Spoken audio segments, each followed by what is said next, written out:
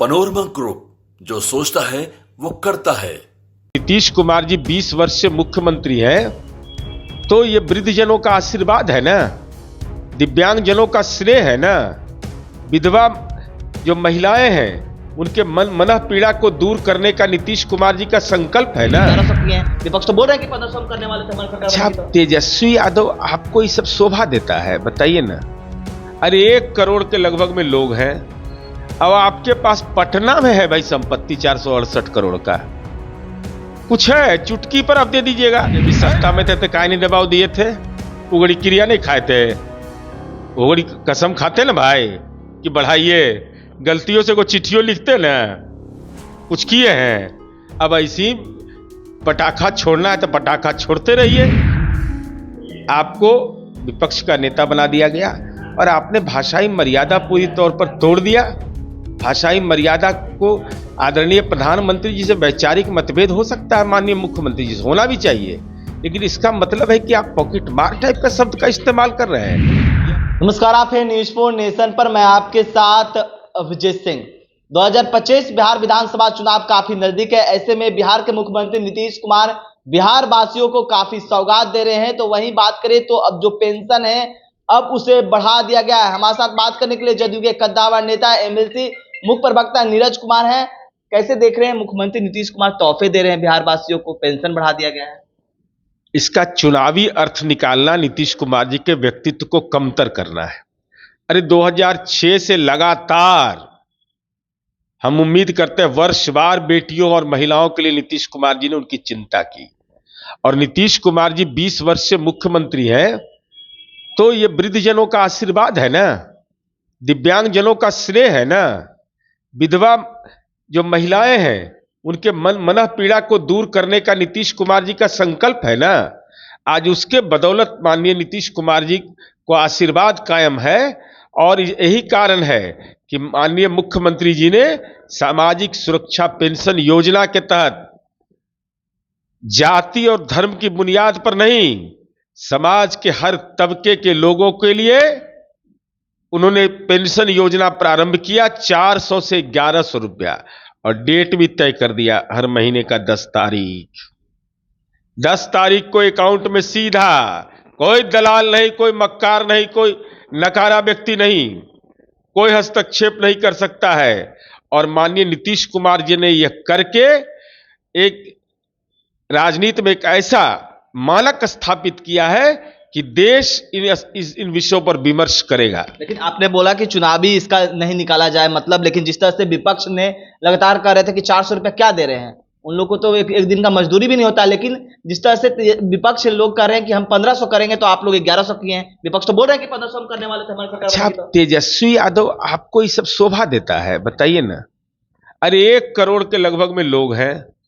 अब आपके पास पटना में है भाई संपत्ति 468 करोड़ का, कुछ है चुटकी पर आप दे दीजिएगा। अरे लारा कंपनी की ओर से घोषित करिए।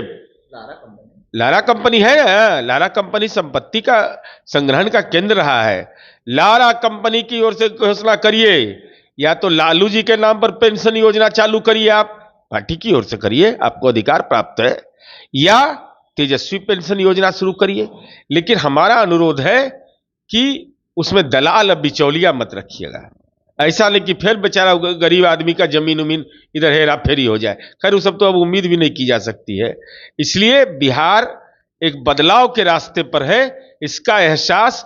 और विपक्ष के लोगों से हमारा सवाल यह है कि कर्नाटका के अंदर में डी शिव कुमार ने कैसे कह दिया कि भाई हमने ऐसा कोई घोषणा नहीं किया था, और 1 महीना पहले तक इधर की जानकारी नहीं है, 6 महीना से वहां की महिलाओं को पेंशन नहीं मिला है। अगर ये सच है तो ये गंभीर बात है। हम निश्चय वाले हैं, निश्चय कह दिया तो कर दिया। विपक्ष तो सीधा दबाव में लग रहा है कि विपक्ष के दबाव में आप पेंशन बढ़ाया गया सरकार का। अच्छा, जब इस सत्ता में थे तो काहे नहीं दबाव दिए थे? उगड़ी क्रिया नहीं खाए थे? उगड़ी कसम खाते ना भाई कि बढ़ाइए, गलतियों से कोई चिट्ठियों लिखते ना, कुछ किए हैं। अब ऐसी पटाखा छोड़ना है तो पटाखा छोड़ते रहिए। आज बिहार के वृद्धजनों का आशीर्वाद, दिव्यांगजनों का आशीर्वाद, विधवा महिलाओं का आशीर्वाद माननीय नीतीश कुमार जी के सर पर रहेगा, और यही आशीर्वाद नीतीश कुमार जी की पूंजी है। क्या लगता है जिस तरह से आपने तो पेंशन योजना बढ़ा दिया है, लेकिन जिस तरह से विपक्ष कर रही है माई बहन मान योजना चलाएंगे जिसमें 2500 रुपया हर एक महिलाओं को मिलेगा, कई ऐसी योजना की बात लग रहा है सरकार उस पर भी आएगी, सोचेगी? नहीं, माई बहन योजना का पात्रता कहाँ उनमें है? वो तो बिहार की जनता भी जानती है कि कितना सम्मान होता है। वो तो अपने घर के लिए सीमित है, तो उसके लिए तो लारा कंपनी है ही है। लारा कंपनी से करिए वो सब काम, क्या दिक्कत है? दीजिए ना, खाली ग्रहणे करिएगा संपत्ति। ये कहां से आया इतना संपत्ति? 156 करोड़ का एक गो बंगला है, कुछ है?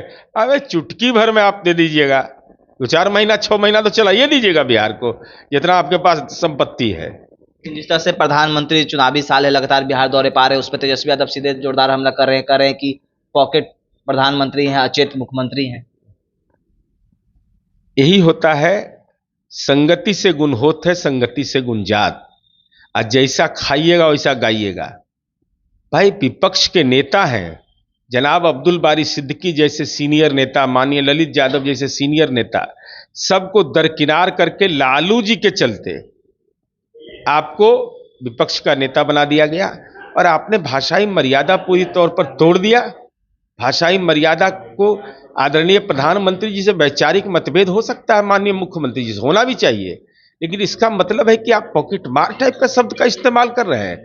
यह बताता है कि लालू जी ने आपको ही संस्कार दिया है, इसीलिए आप पर आरोप लगता रहा है कि आप पढ़ाई में फेल, राजनीति में फेल, क्रिकेट में फेल, सैलरी घोटाला, उम्र घोटाला, नाम घोटाला, अब इसीलिए आप भाषाई रूप से दरिद्र हो गए हैं। तो आप सुने थे जदयू के कद्दावर नेता एमएलसी मुख्य प्रवक्ता नीरज कुमार का क्या कुछ कहना था। इस तमाम न्यूज़ पर